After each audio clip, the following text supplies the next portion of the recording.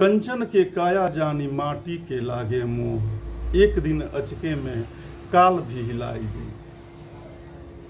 कंचन के काया जानी माटी के लागे मोह, एक दिन अचके में काल भी हिलाई दी। जैसे कंठ बीच लागी घुटके परान झट, घर ही के लोग मिल भुइये लौटाई दी। टूट पड़ी टोला आ पड़ोस ओह मौका पर, डांडों का धागा के तागा तोड़वाई दी।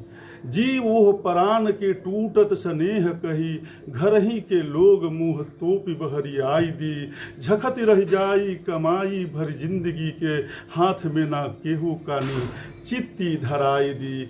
खनिहे लोग खंधक निखहरे सुताई के, नक्का ना दुआर होखी दुर्लभ बयार होखी। चाम से हाड़ तक पिलुआ निकियाई दी।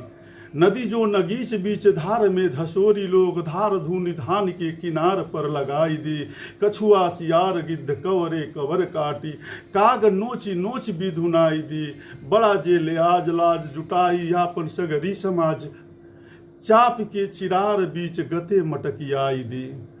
सबसे समीपी ले लहकत लुकार, हाथे 5 बेरी घूमि घूमि मुहवे जराई दी। भचन भजन उपकार संसार बीच सार विप्र, होखा सचेत ना तो मोह अझुराई दी।